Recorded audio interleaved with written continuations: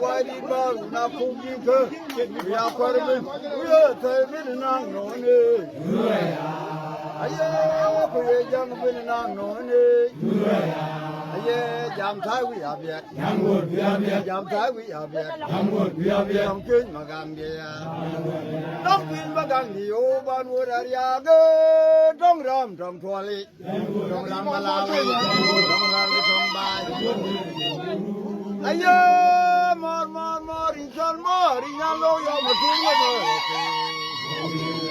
Aye, more, in a low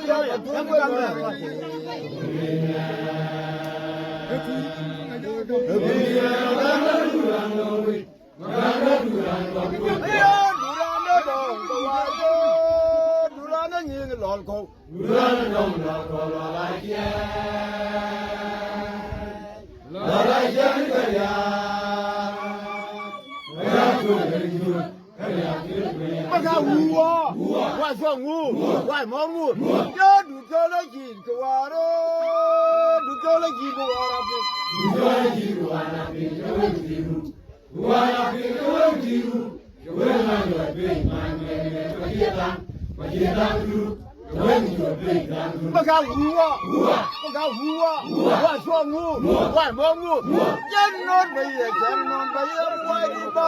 I'm a wide bar, who not cooking curd.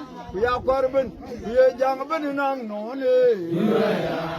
Aye, we are young and unknown. Aye, jam time we have yet. Jam time we have yet. Don't be Magandi, oh, but would Ariaga, don't ram, don't twally, don't ram Malawi, don't wear good tongue by.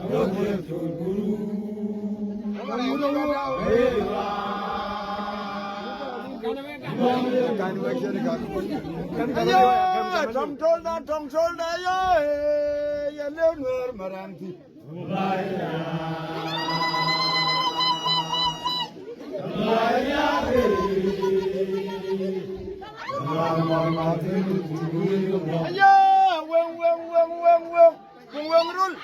Go. We were not Lord, the winner, go a door to take a door to make the lema gang the thing.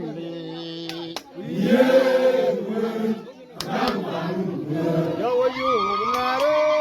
When I told Marana, you were you, Nare, when I told Marana. And there would no matter, and a young and no matter, Ben, my team, while we need to go out. Ayo, Nalo.